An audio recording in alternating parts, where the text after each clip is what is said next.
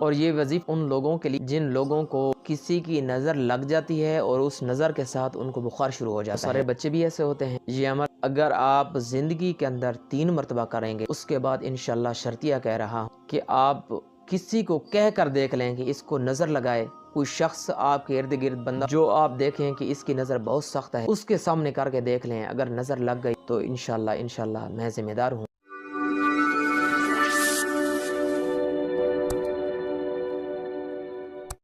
السلام علیکم ورحمۃ اللہ وبرکاتہ۔ آپ دیکھ رہے ہیں میرا چینل عملیات کی روشنی۔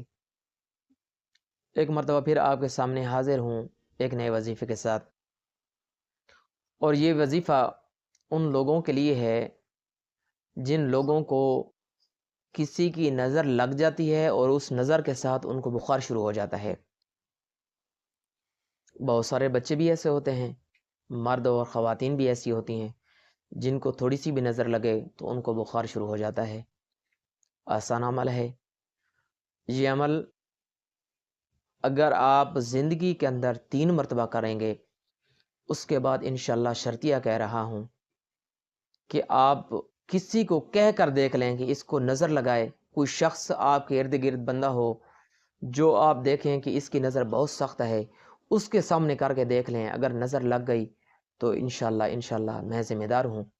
کیوں کہ میری استاذی محترم صوفی حاجی صوفی محمد امین دھون رحمۃ اللہ تعالی علیہ نے یہ مجھے ایسے چیلنج کے ساتھ بتایا تھا، اور ہم نے کافی مرتبہ اس کو دیکھا تھا، تجربے کے ساتھ اس عمل کو دیکھا ہے۔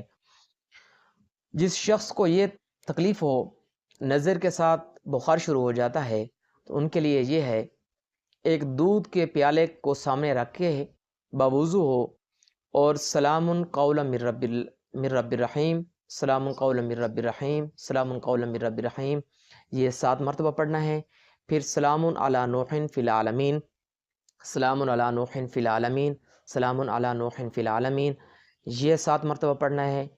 اور اس کے بعد یا نار کونی برداً و سلاما علی ابراہیم، یہ بھی 7 مرتبہ، 21 کی تعداد ہو جائے گی۔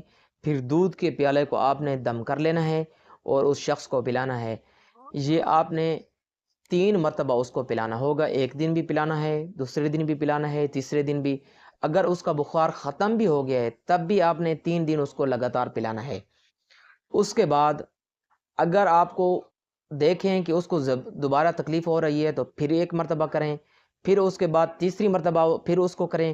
انشاءاللہ اس عمل کے بعد میں نے آپ کو جو بتایا ہے، کبھی بھی اس کو بخار نظر کی وجہ سے نہیں ہوگا۔